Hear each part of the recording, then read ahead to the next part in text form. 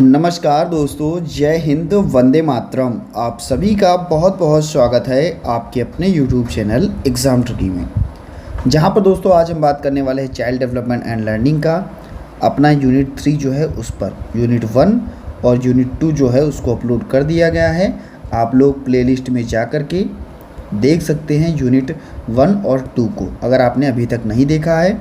First year का child development and learning सभी के लिए है, IDT, HI और VI है ना। पेपर नंबर 4 है।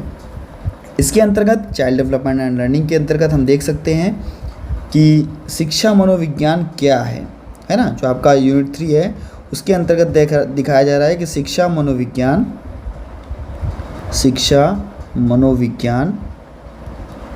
क्या है, यानी कि एजुकेशन साइकोलॉजी क्या है ना। तो इस पर बात होगी आपके शिक्षा मनोविज्ञान की। तो कहेंगे शिक्षा और मनोविज्ञान। शिक्षा मनोविज्ञान हम कह सकते हैं कि शिक्षा से संबंधित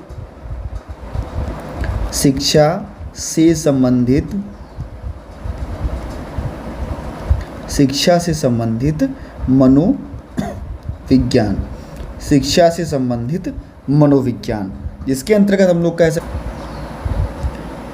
इसके अंतर्गत हम लोग कह सकते हैं कि जो भी शैक्षिक क्रियाकलाप होगा, यानी कि मानव का शैक्षिक वातावरण है ना। मानव का शैक्षिक वातावरण, कैसे मानव सीखता है ना। कौन कौन से शैक्षिक क्रियाकलाप अधिक प्रभावी होते हैं, है ना।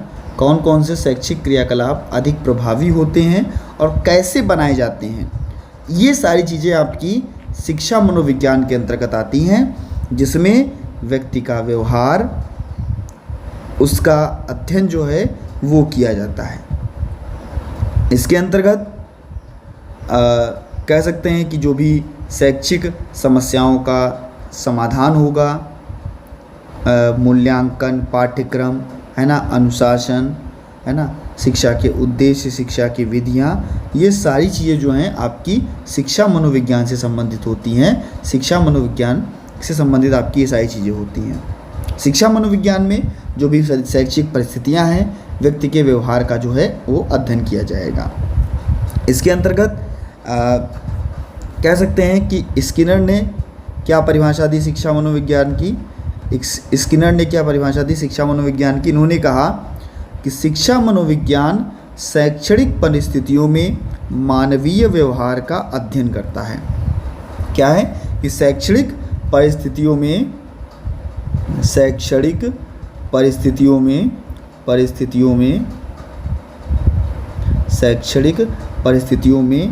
मानवीय व्यवहार का है ना अध्ययन करेगा आपका शिक्षा मनोविज्ञान। शिक्षा मनोविज्ञान क्या करेगा? शैक्षणिक परिस्थितियों में मानवीय व्यवहार का अध्ययन करेगा और शिक्षा मनोविज्ञान से सामाजिक प्रक्रिया और मनोविज्ञान, शिक्षा से सामाजिक प्रक्रिया और मनोविज्ञान से व्यवहार संबंधी विज्ञान जो है उसको ग्रहण किया जा सकेगा। यानी कि शिक्षा से क्या होगा? शिक्षा से सामाजिक प्रक्रिया होगी और कह सकते हैं जो हमारा मनोविज्ञान है, इससे बच्चे के व्यवहार संबंधी विज्ञान को है उसको जाना जा सकेगा। व्यवहार संबंधी विज्ञान को ग्रहण किया जा सकेगा। इसको ही हम लोग क्या कहेंगे? शिक्षा मनोविज्ञान। इसके अंतर्गत हम कह सकते हैं कि शिक्षा में है ना, शिक्षा के अंतर्गत गांधी जी का कथन क्या था? तो गांधी जी ने कहा था कि मन, आत्मा, व्यक्ति का शरीर, मन, आत्मा है ना, इसका समुचित विकास करना। व्यक्ति के शरीर, मन और आत्मा का समुचित विकास करना आपका शिक्षा के अंतर्गत आता है ना। तो ये आपका शिक्षा मनोविज्ञान होगा, जहाँ पर शैक्षणिक परिस्थितियों में मानवीय व्यवहार का अध्ययन करना और शिक्षा मनोविज्ञान में शिक्षा के अंतर्गत आपका सामाजिक और आपका मनोविज्ञान के अंतर्गत व्यवहार का अध्ययन किया जाएगा। बच्चे के व्यवहार संबंधी विज्ञान का अध्ययन किया जाएगा। तो ये आपका शिक्षा मनोविज्ञान के अंतर्गत आएगा। शिक्षा मनोविज्ञान में मानव के व्यवहार को है ना, मानव के व्यवहार को बेहतर बनाया जाएगा। जो भी इसकी खोज होगी, है ना, जो भी इसका खोज होगा, जो भी निरीक्षण होगा, उसके तथ्यों को बेहतर बनाया जाएगा। शिक्षा मनोविज्ञान से हम कह सकते हैं कि जो भी हमारी शैक्षिक पद्धतियां हैं, शिक्षकों की शैक्षिक पद्धतियां, है ना, समस्या समाधान पद्धति, और इन सभी पद्धतियों का प्रतिपादन जो है शिक्षा मनोविज्ञान के द्वारा किया जाता है। जो भी शैक्षिक सिद्धांत हैं और कह सकते हैं कि जो भी प्रयोग हैं, है ना, उनका आधार प्रदान करना, ये सारी चीज़ें जो हैं शिक्षा मनोविज्ञान के अंतर्गत आती हैं। इसमें बच्चे का वंशानुक्रम, हम कह सकते हैं कि वंशानुक्रम, विकास, व्यक्तिगत विभिन्नता, व्यक्तित्व, है ना, विशिष्ट बालक, अधिगम प्रक्रिया, ये सारी चीज़ें जो हैं आपके शिक्षा मनोविज्ञान के ही अंतर्गत शामिल होती हैं। यानी कि बच्चे का विकास, बच्चे की इंडिविजुअल डिफरेंसेस यानी कि व्यक्तिगत विभिन्नता, व्यक्तित्व, विशिष्ट बालक, ये सारी चीज़ें शिक्षा मनोविज्ञान के क्षेत्रों के अंतर्गत आती हैं। इनको हम कह सकते हैं कि कैसे पाठ्यक्रम का निर्माण किया जाएगा, कौन कौन सी शिक्षण विधियाँ लगाई जाएंगी, मापन और मूल्यांकन किस प्रकार से होगा, है ना, रिसर्च कैसे होगा, तो ये सारी चीज़ें आपके शिक्षा मनोविज्ञान के क्षेत्र के अंतर्गत आएंगी। इसमें हम कह सकते हैं कि शिक्षा की महत्वपूर्ण समस्याओं के समाधान में शिक्षा मनोविज्ञान जो है वो सहायक होता है। यहीं पर जो उसकी जो भी समस्या है उसका समाधान किया जा सकता है, उसके कार्यक्षेत्र का वर्णन किया जा सकता है। शिक्षक कौन है, कैसा है, कैसी शिक्षा दे रहा है, छात्रों को सहायता प्रदान करना, उनके व्यवहारों को समझना, है ना, उनके कह सकते हैं कि उन्हें सहनशील और धैर्य, है ना, प्रदान कराना, ये सारी चीज़ें जो हैं वो शिक्षा मनोविज्ञान के अंतर्गत आती हैं। शिक्षा मनोविज्ञान में व्यक्तिगत विभिन्नता, या हम कह सकते हैं कि जो भी व्यक्ति है, इनके शिक्षकों को कह सकते हैं कि कैसे पढ़ाए, इन बच्चों को कैसे पढ़ाया जाएगा, माफ़ कीजिएगा, शिक्षक नहीं, बच्चों को कैसे पढ़ाया जाएगा, कौन कौन से सिद्धांत, सीखने की समस्याएं, है ना, और सीखने में कैसे चीज़ों को प्रभावित किया जाएगा, कैसे उनको दूर करके उनके उपायों की जो जानकारी है वो प्रदान की जाएगी, है ना, और छात्रों को सीखने के जो अवसर हैं वो कैसे प्राप्त कराए जाएंगे। कह सकते हैं कि शिक्षा मनोविज्ञान व्यक्तिगत विभिन्नता का ज्ञान कराता है। संसार में कोई भी व्यक्ति हो, प्रत्येक व्यक्ति एक विशिष्ट तरीके का है, विशिष्ट आकार का है, इसमें अत्यधिक भिन्नता, है ना, व्यक्तिगत विभिन्नता भी पाई जाती है, और छात्रों की आवश्यकताओं को पूर्ण करना, ये किसके अंतर्गत, शिक्षा मनोविज्ञान के अंतर्गत आता है। इसी में जो भी पाठ्यक्रम का निर्माण होगा वो भी शिक्षा मनोविज्ञान के अंतर्गत बच्चों के स्तरों के अनुसार किया जाएगा, बच्चों के स्तरों के अनुसार किया जाएगा। जो भी मनोवैज्ञानिक सहायता होगी उनकी आवश्यकताओं के अनुसार प्राप्त कराई जाएगी। सीखने के तरीके, है ना, आवश्यकता क्या है, ये सारी चीज़ें जो हैं वो शिक्षा मनोविज्ञान के अंतर्गत, पाठ्यक्रम के अंतर्गत आएंगी। कह सकते हैं कि मापन और मूल्यांकन, तो मापन और मूल्यांकन में जो भी वर्तमान प्रणाली है उसके आधार पर बच्चा का डर, चिंता, नकारात्मक प्रणाली, है ना, इन सभी चीज़ों से निपटने के लिए बच्चे को क्या करेंगे, हम बच्चे का मूल्यांकन करेंगे, बच्चे का मापन करेंगे। अगर बच्चे को उपचार देना है तो उपचारात्मक शिक्षा दे करके हम बच्चे को बेहतर बना सकते हैं। बच्चे के लिए कह सकते हैं कि नए तरीक़ों से सिखाना, ड्राइंग कराना, है ना, और सामाजिक गतिविधियाँ, गणित, विज्ञान, है ना, इन भाषा, साहित्य, इन सभी चीज़ों को सीख करके बेहतर बनाना, और जो भी योगदान है बच्चे को लेकर के उसमें बच्चे का सर्वांगीण विकास और बहुमूल्य योगदान देना, ये आपका शिक्षा मनोविज्ञान के अंतर्गत आता है। इसके बाद में हम बात करते हैं आपका 3.2 की, जहाँ पर भैया थॉर्नडाइक जी आपके हुए, है ना, थॉर्नडाइक जी हुए, जहाँ पर आपके पावलाव जी हुए, है ना, पावलाव जी हुए, जहाँ पर आपके बैंडूरा जी हुए, है ना, बैंडूरा जी हुए, जहाँ पर आपके पियाजे जी हुए, है ना, और आपके वाइगोत्स्की जी, वाइगोत्स्की, है ना, इतने लोगों को हमें पढ़ना है। ये हमारे सीखने के सिद्धांतों के अंतर्गत आते हैं, सीखने के सिद्धांतों के अंतर्गत आते हैं, यानी कि बच्चे को हम इन्होंने जो भी थ्योरीज़ दी हैं, जो भी इन्होंने प्रयोग किए हैं, है ना, इनका जो प्रयोग है हम बच्चे पर लागू करके बच्चे को बेहतर बना सकते हैं। यानी कि हम कह सकते हैं कि जो थॉर्नडाइक जी का सिद्धांत, सबसे पहले हम लोग थॉर्नडाइक की बात करते हैं तो इनका नाम क्या है, E.L. Thorndike, NDIKE, E.L. Thorndike. इसमें हम कह सकते हैं कि इन्होंने जो सिद्धांत दिया उसका नाम था प्रयास एवं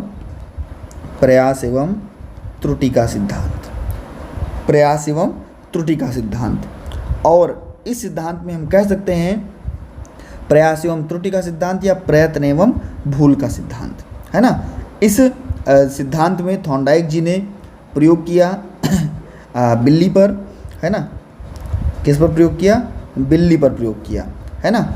और कह सकते हैं कि जो भी ये हमारे बच्चे हैं जो इन्होंने प्रयोग किया था उसमें ये बताया, अभी मैं इसको बच्चे से जोड़ लूँगा कि कैसे बच्चे के लिए महत्वपूर्ण है ना। पहले इनके आप प्रयोग को सुन लीजिए, क्या थॉर्नडाइक जी ने प्रयोग किया, बिल्ली पर प्रयोग किया और कहा कि जो भी विशेष अवस्था है, अगर बच्चा उद्दीपक को देख रहा है तो प्रेरित प्रतिक्रिया करेगा, यानी कि रिस्पॉन्स देगा, है ना। इसीलिए SR थ्योरी के नाम से भी इसको जानते हैं, उद्दीपक अनुक्रिया सिद्धांत के नाम से जानते हैं। क्या किया इन्होंने, बिल्ली जो भूखी थी उसको एक पिंजड़े में बंद कर दिया, और जब भूखी बिल्ली को पिंजड़े में बंद किया तो क्या हुआ कि बिल्ली के सामने भोजन को रखा गया, है ना। अब बिल्ली क्या कर रही है कि पिंजड़े में हर जगह पर भैया क्या कर रही है, कूद रही है। अचानक से बिल्ली का पैर एक लीवर पर पड़ा और खट से दरवाज़ा जो था वो खुल गया। अब क्या हुआ कि बिल्ली ने भोजन ग्रहण कर लिया। ये प्रतिक्रिया 3 से 4 बार जो है उसको कह सकते हैं उसका प्रयास किया गया, बार बार उसको कराने का प्रयास किया गया, है ना। 3 से 4 बार जो ये प्रतिक्रिया है उनको दोहराया गया और बार बार गतिविधियों को कराने का प्रयास किया गया। देखा गया कि बिल्ली अब दरवाजे को जो है वो एक बार में ही या 2 बार में ही या कम बार में ही खोलने लगी है ना। हम कह सकते हैं कि इसका शिक्षा में क्या महत्व होगा, है ना। आखिरकार ये जो प्रयोग किया गया थॉर्नडाइक जी के द्वारा, इसका शिक्षा में क्या महत्व होगा, तो हम कह सकते हैं कि सीखने की क्रिया जो है वो सरल हो जाती है। इस विधि से जो सीखने और सिखाने की जो क्रिया होती है वो काफ़ी सरल हो जाती है। क्यों? क्योंकि बच्चा बार बार स्वयं से अपनी क्रियाओं को करना सीख रहा है। इसके अंतर्गत सीखने का जो बल है उस पर कार्य होगा, जो भी कह सकते हैं कि ये सिद्धांत है ना, मंदबुद्धि बालकों के जो सिद्धांत है उन पर कार्य होगा। कह सकते हैं कि बच्चे का जो भाषा है ना, उसको बेहतर बना सकते हैं, जो भी शुद्ध उच्चारण है ना, उसको हम बेहतर बना सकते हैं। ऐसे हम कह सकते हैं धैर्य और परिश्रम के गुण जो है वो विकसित किए जा सकते हैं, है ना। और अगर हम कहें कि अगर बच्चा नहीं कर पा रहा है अपने दैनिक जीवन के क्रियाकलापों को, तो हम बार बार उन क्रियाकलापों को दोहरा करके और हम भैया उनको कोई भी उद्दीपक दे करके, है ना, उन कार्यों को करा सकते हैं। थॉर्नडाइक जी ने मुख्यतः 3 नियम दिए, अगर हम बात करें सीखने के, उन्होंने मुख्यतः 2 नियम दिए। 2 नियम में से आपका मुख्य नियम, है ना, और आपके गौड़ नियम, मुख्य नियम और आपके गौड़ नियम। अगर मुख्य नियम की बात करें तो इसके अंतर्गत 3 नियम दिए गए। एक आपका तत्परता, है ना, एक आपका तत्परता, है ना, एक आपका अभ्यास, एक आपका तत्परता, एक आपका अभ्यास, एक आपका प्रभाव। तत्परता का नियम, अभ्यास का नियम और प्रभाव का नियम दिया। तत्परता के नियम में इन्होंने बताया कि अगर बच्चा सीखने के लिए तत्पर है, पहला नियम तत्परता का नियम, यदि बच्चा सीखने के लिए तत्पर है, कार्य करने के लिए तत्पर है, तो भैया उसको अधिगम अगर कराया जाएगा तो उस अधिगम को बेहतर बनाया जा सकता है। यानी कि बच्चा आंतरिक रूप से, है ना, अगर सीखने में रुचि ले रहा है, तत्परता दिखा रहा है, तो भैया बच्चा बेहतर रूप से कार्य को कर सकता है, बेहतर रूप से कार्य को बेहतर बना सकता है। ऐसे ही हम कह सकते हैं अभ्यास का नियम, है ना। अभ्यास के नियम के अंतर्गत जो भी सिद्धांत होगा, है ना, किसी को बार बार चीज़ों को अभ्यास कराया जाए, मान लीजिए बच्चे को हम रोज़ डॉट टू डॉट अभ्यास करा रहे हैं, बार बार अभ्यास करा रहे हैं, तो ये जो अभ्यास का नियम कहता है कि हम बच्चे को एक बेहतर अभ्यास करा सकते हैं, बेहतर सीखने के जो संसाधन है वो उपलब्ध करा सकते हैं। इससे होगा क्या कि हम बार बार जब बच्चे को एक ही अभ्यास कराएंगे तो बच्चा चीज़ों को बेहतर सीखेगा, है ना। ऐसे ही प्रभाव के नियम में जो भी अधिगम होगा वो सहज और प्रभावशाली ढंग से कराया जाएगा, है ना। बच्चा सुखद अनुभव कर सके और संतोषजनक भावना जो है वो जागृत हो सके। सकारात्मक व्यवहार के अंतर्गत बालक उस चीज़ को सीख पाएगा और जो भी बालक का सुखद अनुभव है ये इसको बेहतर बना पाया जाएगा। तो ये आपके तत्परता, अभ्यास और प्रभाव के नियम के अंतर्गत। ऐसे ही आपका गौड़ नियम, इसमें आपका बहु अनुक्रिया का नियम, आंशिक क्रिया का नियम, समानता का नियम, सहस्त्र परिवर्तन का नियम और मानसिक स्थिति का नियम। तो ये आपके 5 नियम जो हैं ये गौड़ नियम के अंतर्गत आते हैं। यहाँ से अगर पूछता है कभी भी तो मुख्य नियम के बारे में ही पूछा जाता है, आप मुख्य नियम के बारे में ही अच्छे से आप लिखोगे। इसके बाद में हम बात करते हैं, दूसरा आपका था पावलाव का प्रयोग, है ना। पावलाव ने प्रयोग किस पर किया, तो आप कहोगे सर डॉग पर किया। किस पर किया, डॉग पर किया, है ना। ऐसे याद कर लेना लिख करके, पावलाव डॉग, तो आप नहीं भूलोगे, है ना। पावलाव का जो नियम था उन्होंने किस पर किया, प्रयोग था सॉरी, वो किस पर किया, डॉग पर किया, है ना। तो इन्होंने क्या किया कि डॉग की जो लार ग्रंथि होती है ना, उसको काटा और उसको काट करके एक बीकर में डाल दिया। किस में डाल दिया, बीकर में डाल दिया, है ना। किस में डाल दिया, बीकर में डाल दिया। अब क्या कर रहे थे कि जो भी कुत्ता था वो काफ़ी भूखा था, है ना। भूखे कुत्ते को क्या किया कि एक जगह पर क्या किया, उन्होंने बांध दिया और जो भी कुत्ते की लार है ना, लार ग्रंथि जो होती है उसको काट करके कहाँ डाल दिया, एक बीकर में डाल दिया। जो भी आपकी कांच की ट्यूब नली एकत्रित, जहाँ पर जाकर के लार एकत्रित हो, बीकर को हम लोग क्या बोलते हैं, जहाँ पर एक ट्यूब नली हम कह सकते हैं, जहाँ पर लार जाकर के एकत्रित हो जाए, है ना, जहाँ पर लार जाकर के एकत्रित हो जाए। तो ये आपकी जो लार एकत्रित हो जाएगी, इसमें क्या होगा कि अब कुत्ते के सामने गोश्त या मछली का टुकड़ा जो था उसको रखा गया। अब क्या कर रहा है कुत्ता कि मछली के टुकड़े को देख करके लार गिरा रहा है। पहली बार कुत्ते ने क्या किया, डॉग ने क्या किया कि मछली के टुकड़े को देख करके क्या गिराई, लार गिराई, है ना। फिर क्या किया गया, डॉग को क्या किया गया, डॉग को जोड़ दिया गया आपके घंटी से। क्या किया गया कि पहले घंटी बजाई गई, है ना। फिर क्या किया गया कि मछली का टुकड़ा रखा गया, है ना, या भोजन रखा गया हम कह सकते हैं। उसके बाद में क्या हुआ कि 2-3 बार ये प्रक्रिया दोहराई गई। तो ये देखने को मिला कि डॉग क्या कर रहा था, घंटी की आवाज़ पर ही, है ना, अपनी लार जो था वो निकालना शुरू कर रहा था, है ना। घंटी की आवाज़ पर ही डॉग ने क्या किया, लार को निकालना शुरू किया। यानी कि हम कह सकते हैं कि अनुकूलित अनुक्रिया का सिद्धांत, है ना, क्या नाम इसका, अनुकूलित अनुक्रिया का सिद्धांत, अनुकूलित अनुक्रिया का सिद्धांत, है ना। तो ये जो आपका अनुकूलित अनुक्रिया का सिद्धांत है, इसमें हम कह सकते हैं कि हम प्रत्येक व्यक्ति की जो अनुकूलित अनुक्रिया है उसको हम बेहतर बना सकते हैं। यानी कि हम कह सकते हैं कि चाहे वो मनुष्य हो और चाहे वो पशु पक्षी हो, है ना, हम सभी को अनुकूलित करके, है ना, चीज़ों की अनुकूलित अनुक्रिया करके, यानी कि हम कह सकते हैं अगर कोई भी बच्चा है, छोटा बच्चा है, आपसे नमस्ते नहीं कर रहा है, आप क्या करोगे, उससे बार बार आप नमस्ते उससे करवाओगे, है ना। फिर उसके बाद में जैसे आप कहोगे, जो भी आप इंडिकेट चीज़ों को कर रहे होगे, है ना, या हम कह सकते हैं कि मान लीजिए जब हम जाते हैं तो हमारे पीछे से जब बहुत तेज़ आवाज़ आती है तो हम कहते हैं कि कोई बहुत बड़ा जो है वो ट्रक या गाड़ी वगैरह होगा, है ना। लेकिन क्या होता है, कभी कभी मोटरसाइकिल होती है। इसमें क्या कह सकते हैं कि हमारे मन में जो भी चीज़ें चल रही हैं, या हम कहीं पर जा रहे हैं, ऐसे हम आपको समझा दिए। मान लीजिए हम कहीं पर जा रहे हैं तो वहाँ पर हमको समोसा मिल रहा है, ठीक है, और हम जब घर से निकले तो समोसा जैसे ही सोचा हमारे मुंह में क्या आ गई, लार आ गई, है ना। हम फिर क्या हुआ, गए, हमने समोसा खाया।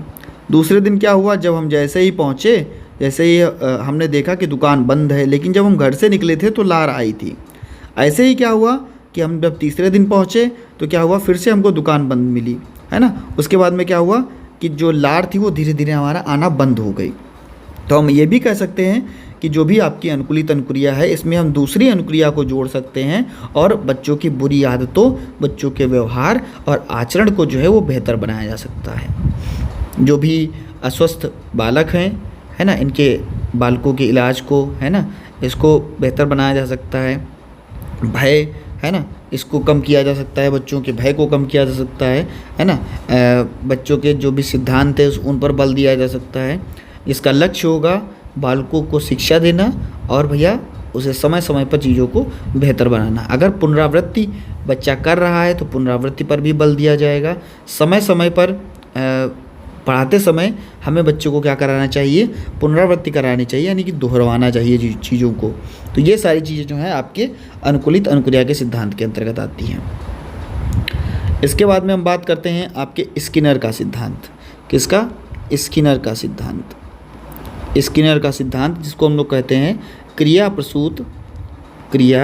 प्रसूत अनुकूलन का सिद्धांत। क्रिया प्रसूत अनुकूलन का सिद्धांत किसने दिया? तो आप बताओगे सर स्किनर ने दिया। इन्हें भैया कंडीशनिंग का जनक कहा जाता है। इन्होंने अधिगम के क्षेत्र में, है ना, अधिगम के क्षेत्र में इन्होंने बहुत बेहतरीन कार्य किया और अभिप्रेरणा यानी कि मोटिवेशन, है ना, इसकी क्रियाशीलता को सिखाने के लिए उत्तरदायी ये देखने को मिला। आपका स्किनर का, जिसको हम लोग कह सकते हैं ऑपरेंट कंडीशन, है ना, या क्रिया प्रसूत अनुकूलन का सिद्धांत, है ना। तो ये जो नाम है हम लोग कह सकते हैं इसके अंतर्गत बार बार कह सकते हैं कि उद्दीपक से जुड़ा हुआ जो भी व्यवहार, जिसके पश्चात सुखमय और उद्दीपक से जुड़ा हुआ जो भी कार्य होगा उसको बार बार, है ना, दोहरा करके हम चीज़ों को संभव बना सकते हैं, बेहतर बना सकते हैं। इसके अंतर्गत स्किनर ने जो भी प्रयोग किया, है ना, स्किनर ने जो भी प्रयोग किया किस पर किया? चूहे पर किया, है ना। स्किनर ने जो भी प्रयोग किया और चूहे पर प्रयोग किया और कहा क्रिया प्रसूत व उद्दीपन प्रसूत का सिद्धांत भी हम इसको कह सकते हैं, है ना। इन्होंने अपना प्रयोग किस पर किया? चूहे पर किया। और चूहे को क्या किया? एक लीवर बॉक्स में क्या किया? चूहे को बंद कर दिया। एक लीवर बॉक्स में चूहे को बंद कर दिया। लीवर पर चूहे का पैर पड़ते ही खट की आवाज़ होती थी। जब लीवर पर यहाँ मान लीजिए यहाँ पर लीवर था और इसका जैसे ही पैर पड़ा तो भैया खट की आवाज़ होती थी और जो था दरवाज़ा वो खुल जाता था। चूहा था काफ़ी भूखा, तो क्या होता था कि उसको एक दाना जो है वो मिल जाता था, है ना। तो ये जो आपका कह सकते हैं कि पुरस्कार के रूप में जब उसने कार्य किया, जब उसको भूख लगी, है ना, तो उसने क्या किया कि जैसे ही लीवर पर पैर रखा एक दाना खट्ट से गिरा, है ना। तो ये सारी चीज़ें जो हैं आपको स्किनर के क्रिया प्रसूत अनुबंधन के सिद्धांत में देखने को मिलेंगी। जहाँ पर हम कह सकते हैं कि इसके प्रयोग से शिक्षा में तो जो भी शिक्षा होगी उसमें शब्द भंडार जो है बच्चे की उसमें वृद्धि हो सकेगी। जो भी सीखने के व्यवहार हैं, है ना, इनको बेहतर बनाया जा सकेगा। उद्दीपन पर नियंत्रण करके वांछित व्यवहार को सही किया जा सकेगा, है ना। या छोटे छोटे पदों को में चीज़ों को विभाजित किया जा सकेगा, है ना। इसमें कह सकते हैं कि सीखने की गति और असफलता जो होगी वो बेहतर हो पाएगी, है ना। बच्चों के पुनर्बलन को जोर मिलेगा। पुनर्बलन के आधार पर हम बच्चे को बेहतर कार्य करा सकेंगे। तो ये आपका क्रिया प्रसूत अनुबंधन का सिद्धांत, ये भी आपका इम्पॉर्टेंट था, वेरी वेरी इंपॉर्टेंट, है ना। वेरी वेरी इंपॉर्टेंट लगाते हैं हम लोग इसको, सामाजिक अधिगम के सिद्धांत को। सामाजिक अधिगम का सिद्धांत, सामाजिक अधिगम का सिद्धांत जिसको हम लोग कहते हैं बंडूरा जी का प्रयोग, है ना, बंडूरा का प्रयोग, है ना। बंडूरा जी का कहना ये था कि बच्चा समाज में रह करके अवलोकन के माध्यम से, नकल के माध्यम से, आदर्श व्यवहार के माध्यम से एक दूसरे के साथ सीखता है और कार्य को करता है। इसके लिए सामाजिक अधिगम जो है वो कराया जाता है। हम कह सकते हैं कि बंडूरा ने प्रयोग किस पर किया? तो बंडूरा ने प्रयोग किया एक बेबी डॉल पर, है ना। बेबी डॉल पर बंडूरा जी ने प्रयोग किया और इन्होंने क्या किया था कि सामाजिक मूल्य यानी कि सोशल वैल्यू पर आधारित इनका ये सिद्धांत बच्चों के व्यवहार को दर्शाता है। इन्होंने क्या किया कि 3 पिक्चर दिखाई, ठीक है, 3 ग्रुप बनाए 3 ग्रुप बनाए, ये मान लीजिए ग्रुप बन गए, है ना, ये ग्रुप बन गए, ये ग्रुप बन गए, और इन्होंने क्या किया, कुछ ग्रुप में बच्चों को क्या दिखाई, पिक्चर दिखाई, है ना, बोबो डॉल की पिक्चर दिखाई, बेबी डॉल की पिक्चर दिखाई। इसमें क्या कर रहा था चीज़ों को, इसमें क्या कर रहा था, इस ग्रुप में जब देखा तो बोबो डॉल को मारा जा रहा था। इस ग्रुप के बच्चों ने देखा कि बोबो डॉल से प्यार किया जा रहा था, स्नेह किया जा रहा था, और इस ग्रुप के बच्चों ने देखा कि बोबो डॉल से कोई भी प्रतिक्रिया नहीं करी जा रही थी, वो शांति से बोबो डॉल बैठी थी। तो क्या हुआ कि सभी को जब एक कमरे में बेबी डॉल के सामने या बोबो डॉल के सामने ले जाया गया, तो सभी ने जैसा जैसा उस पिक्चर में देखा था वैसी ही प्रतिक्रिया उन्होंने उस बेबी डॉल के साथ में की। तो इससे यह निष्कर्ष निकला कि जो भी हमारे बच्चे हैं, है ना, इनको बेहतर बनाने के लिए हम अगर समाज में जो चीज़ें हैं उनको बेहतर बनाएंगे तो हम बच्चे को बेहतर बना सकते हैं, है ना।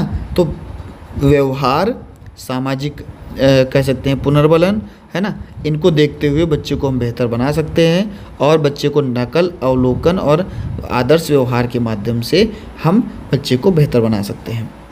तो ये चीज़ें आपको देखने को मिलेंगी। इसके बाद में आपका कह सकते हैं जीन पियाजे, क्या होगा, जीन पियाजे, जीन पियाजे, है ना, इनका जो सिद्धांत है हम कहेंगे कॉग्निटिव, यानी कि संज्ञानात्मक सिद्धांत, है ना। जीन पियाजे कहाँ के रहने वाले, तो भैया स्विट्जरलैंड के रहने वाले आपके जीन पियाजे, है ना। इन्होंने संज्ञानात्मक विकास की इतनी 4 अवस्थाएं बताई। कहा इन्होंने कि जैसे जैसे बच्चा बढ़ता जाएगा, है ना, उसके संज्ञानात्मक पक्ष में जो है वो प्रवीणता आती जाएगी। बच्चा उद्दीपक, कल्पना, स्मरण, ध्यान, चिंतन, है ना, समस्या समाधान, इन सभी चीज़ों को बेहतर ढंग से कर पाएगा। और जो भी जीन पियाजे जी थे, इन्होंने संज्ञानात्मक पक्ष पर बल दिया, है ना। संज्ञानात्मक विकास का सिद्धांत जो है उसको प्रतिपादित किया गया। विकासात्मक मनोविज्ञान के जनक भी किसको कहा जाता है, आपके जीन पियाजे को कहा जाता है। इन्होंने कहा कि 4 अवस्थाओं में से पहली अवस्था आपकी संवेदीगामक अवस्था, है ना, संवेदीगामक अवस्था, पूर्व संक्रियात्मक अवस्था, पूर्व संक्रियात्मक अवस्था, मूर्त संक्रियात्मक अवस्था, मूर्त संक्रियात्मक अवस्था, और आपकी औपचारिक संक्रियात्मक अवस्था। ये 4 अवस्थाएं जो थी इन्होंने बताई। इसमें से अगर हम कह सकते हैं संवेदीगामक अवस्था, तो हम कहेंगे जन्म से 2 वर्ष की जो अवस्था होगी वो संवेदीगामक अवस्था की होगी, है ना। 2 से 7 वर्ष की जो अवस्था होगी आपकी पूर्व संक्रियात्मक अवस्था होगी। 7 से 11 वर्ष की जो अवस्था होगी मूर्त संक्रियात्मक अवस्था होगी।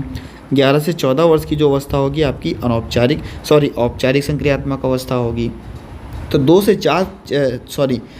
से 2 वर्ष की जो आपकी अवस्था है ना, इसको हम लोग कहेंगे आपका संवेदीगामक अवस्था। तो यहाँ पर बच्चा आँख, कान, नाक, है ना, इनके माध्यम से सीखता होगा, है ना। वस्तु स्थायित्व का जो गुण है वो बच्चे में आ जाता है।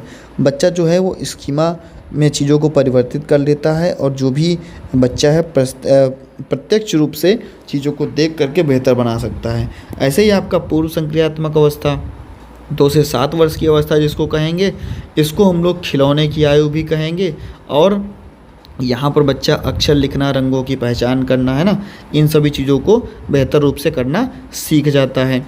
ऐसे ही आपका मूर्त संक्रियात्मक अवस्था, इसमें कहेंगे 7 से 11 वर्ष की जिसकी अवस्था, और इसमें भैया मूर्त चिंतन करना बच्चा सीख जाता है। बच्चा देख करके आकार, भार, क्रम, है ना, इन चीज़ों को समझ पाता है ना।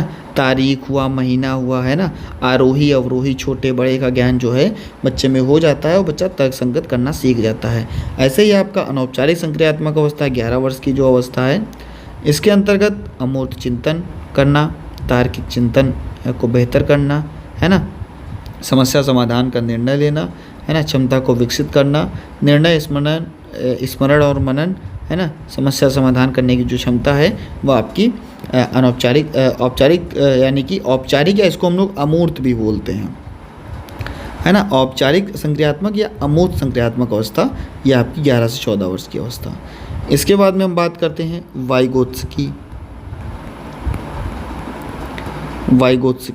तो हम कहेंगे सामाजिक सांस्कृतिक सिद्धांत। सामाजिक सांस्कृतिक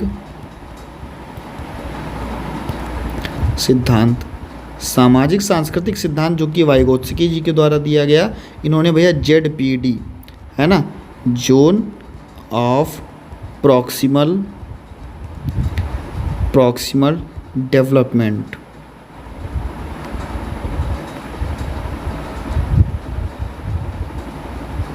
जोन ऑफ प्रॉक्सिमल डेवलपमेंट, जिसको हम लोग ZPD कहते हैं, इनके निकट विकास के क्षेत्र के सिद्धांत को हम लोग जोन ऑफ प्रॉक्सिमल डेवलपमेंट भी कह सकते हैं। इसके अनुसार छात्रों को अधिगम करवाना, उसका विकास करना, है ना, दिशा निर्देश जो हैं, ये सारी चीज़ें जो हैं वो आपके ZPD के अंतर्गत आती हैं, जिसमें वाइगोत्स्की का सिद्धांत जो है वो ZPD के अंतर्गत आता है। वाइगोत्स्की के सिद्धांत में कहा गया कि बच्चा समाज में रह करके अपनी संस्कृति के अनुसार चीज़ों को सीखता है, यानी कि इनके सिद्धांत में बालक के समाज और संस्कृति के अनुकरण की बात की गई, नकल की बात की गई, और समाज में रह करके अंतःक्रिया करता है बच्चा। वाइगोत्स्की ने अपने सिद्धांत में इसका प्रतिपादन करके बताया, कहा कि जो हमारा बच्चा है उसको हम लोग क्या ZPD, MKO, more knowledgeable other, और इसके फोल्डिंग जिसको हम लोग पाण बोलते हैं, है ना, बच्चे को निकटवर्ती विकास के क्षेत्र, है ना, उन पर ध्यान देते हुए, मोर नॉलेजेबल अदर, है ना, अधिक जानकार व्यक्ति, है ना, इन पर ध्यान देते हुए ज्ञान, अनुभव और कौशल को बेहतर बनाया जाता है ना, और बच्चे को पाठ दे करके, यानी कि इसके फोल्डिंग दे करके बच्चे को हम लोग उसकी संस्कृति और समाज के लिए महत्वपूर्ण बनाते हैं, और जो भी अधिगम है इसके लिए बहुत ही अत्यंत ही महत्वपूर्ण होता है। इसके लिए बच्चे का संज्ञानात्मक विकास का गुण, है ना, जो विद्यमान है, इनके गुणों को बेहतर बनाना, समाज की संस्कृति को बेहतर बनाना, है ना, अंतःक्रिया भाषा और सामाजिक संस्कृति को महत्वपूर्ण बनाना आपका ZPD यानी कि जोन ऑफ प्रॉक्सिमल डेवलपमेंट के अंतर्गत आता है, जिसको हम लोग सामाजिक विकास के सामाजिक सांस्कृतिक सिद्धांत के अंतर्गत लाते हैं।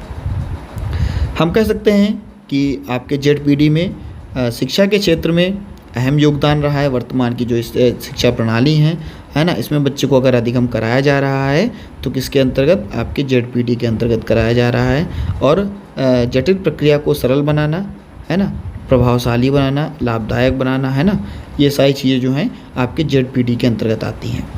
इसमें हम कह सकते हैं आपका नेक्स्ट जो आपका 3.3 है, इसमें सीखने की शैलियों की बात होती है। सीखने की शैलियाँ, सीखने की शैली, इसकी बात होती है।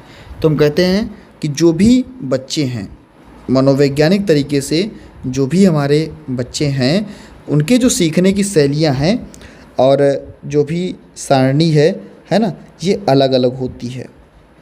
भौतिक वातावरण पर ध्यान केंद्रित करना, है ना, नैतिक मूल्यों का विकास करना बच्चे की, ये सारी चीज़ जो हैं सीखने की शैलियों के ही अंतर्गत आती हैं, जिसमें हम कह सकते हैं कि बच्चे जो हैं वो अलग अलग माध्यम से सीखते हैं। कुछ बच्चे ऐसे होते हैं जो प्रिंट लर्नर होते हैं। प्रिंट लर्नर होते हैं यानी कि प्रिंट यानी कि देख करके चीज़ों को पसंद करते हैं, जिनकी अवधारणाएं, है ना, समय, प्रिंट, है ना, शिक्षार्थी जो भी हैं ये इसके बारे में जानकारी प्रदान करना, पढ़ना लिखना पसंद करना, है ना, ये सारी चीज़ें जो हैं वो देखने को मिलती हैं, जिसमें बच्चा चित्र के माध्यम से, दृश्य के माध्यम से, है ना, चीज़ों को सीख रहा है।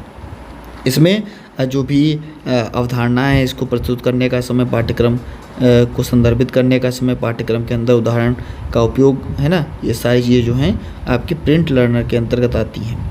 इसमें विजुअल लर्नर कुछ होते हैं, है ना, कुछ देख करके चीज़ों को सीखते हैं, जैसे हम विजुअल चीज़ों को दिखा करके पर्दा या बोर्ड के माध्यम से, है ना, बच्चे को बेहतर बना सकते हैं, उसकी अवधारणा को बेहतर बना सकते हैं। वीडियो टेप दिखा करके, पारदर्शिता को दिखा के, स्लाइड को दिखा के, है ना, ग्राफिक्स को दिखा करके, है ना, उनकी कौशल और कल्पना को बेहतर करके हम लोग चीज़ों को बना सकते हैं। इसके बाद में हम लोग बात करते हैं ऑडियो की, है ना, जिसको हम लोग बोलते हैं श्रवण शिक्षार्थी, ऑडियो लर्नर्स या श्रवण शिक्षार्थी। इसके अंतर्गत हम कह सकते हैं कुछ शिक्षार्थी ऐसे भी होते हैं जो सुनने के लिए होते हैं, कह सकते हैं जो श्रवण शिक्षार्थी के अंतर्गत आते हैं, जिसमें हम कह सकते हैं उनको हम सुना करके चीज़ों को बेहतर बना सकते हैं। और कुछ ऐसे होते हैं जो स्पर्श करके सीखना चाहते हैं, चीज़ों को स्पर्श करके सीखेंगे, कहेंगे कि ये कैसा है ना, जिसको हम लोग कह सकते हैं कि खुरदरा है, मोटा है, पतला है ना, स्पर्श करके अपने हाथों और सूक्ष्म कामक कौशलों के हिसाब से, है ना, उनको हम बच्चे को बेहतर बना सकते हैं। प्रक्रिया में प्रदर्शन करके, छात्रों के प्रदर्शन को दोहरा करके, है ना, अन्य छात्रों को जो भी प्रदर्शनकारी विधियां हैं उनको दिखा करके बच्चे को बेहतर बनाया जा सकता है। ऐसे ही बच्चे को हम लोग काइनेस्थेटिक यानी कि बच्चे को गति करा करके भी चीज़ों को सिखाया जा सकता है ना। गतिज सीखने के जो शिक्षार्थी होते हैं ये सीखने के लिए बेहतर उपयोग करते हैं चीज़ों का, है ना, गति करके सीखते हैं, है ना। ये सारी चीज़ें जो हैं वो गतिज शिक्षार्थी के अंतर्गत आती है। ऐसे ही आपका यूनिट आता है आपका 3.4, यूनिट आपका 3.4। इसके अंतर्गत आपका जो टॉपिक है इसमें सीखने को प्रभावित करने वाले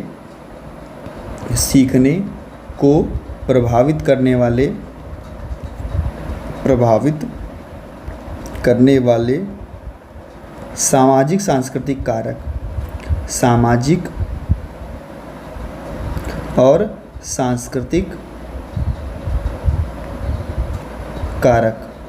सीखने को प्रभावित करने वाले सामाजिक और सांस्कृतिक कारक, जिसके अंतर्गत हम लोग कह सकते हैं कि जो भी हमारी संस्कृति है उसके अनुसार धर्म, जाति, है ना, इसके अनुसार चीज़ों को बेहतर बनाना, यानी कि हमारे संस्कार क्या हैं, हमारे रीति रिवाज क्या हैं, है ना, इसके अंतर्गत बच्चे को बेहतर बनाना, उसकी भाषाई, धार्मिक, है ना, जनजाति जो भिन्नताएं हैं उनको देखना, है ना, और इनको बेहतर बनाना हमारे सामाजिक और सांस्कृतिक के अंतर्गत आती है।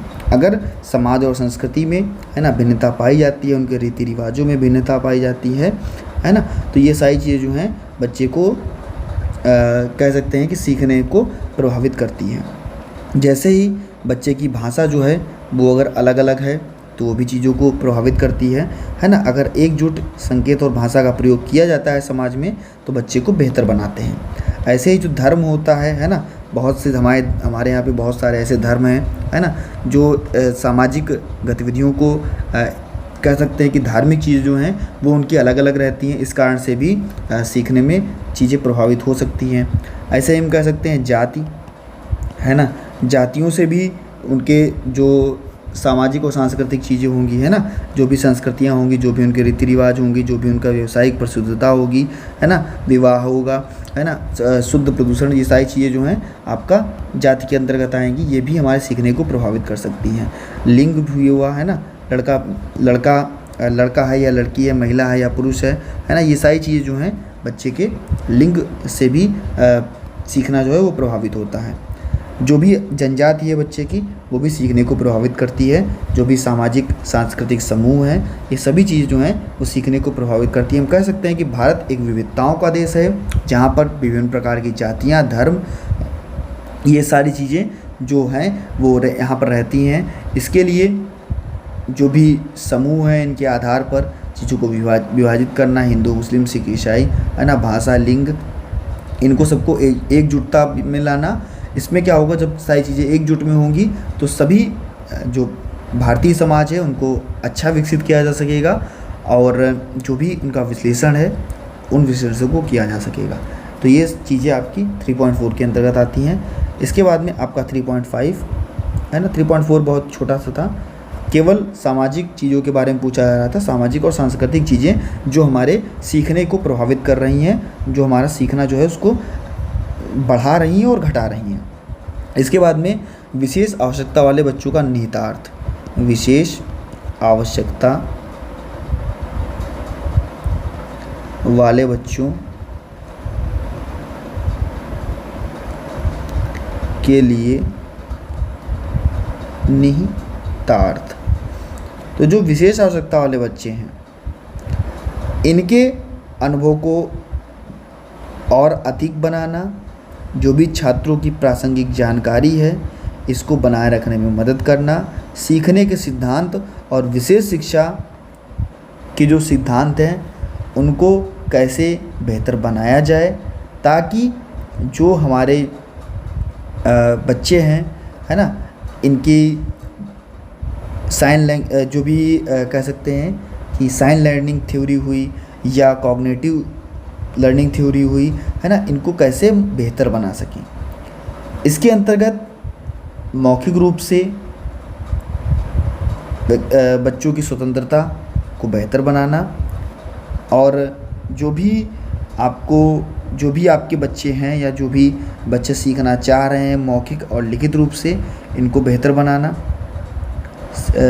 जो भी सिद्धांत हैं, शिक्षा के जो भी सिद्धांत हैं, उन सिद्धांतों को सोचना, समझना और प्रशिक्षण देना सर्वोत्तम तरीके से, कैसे उसको बेहतर बनाया जा सकता है और कैसे विशेष आवश्यकता वाले बच्चों को सिखाया जा सकता है।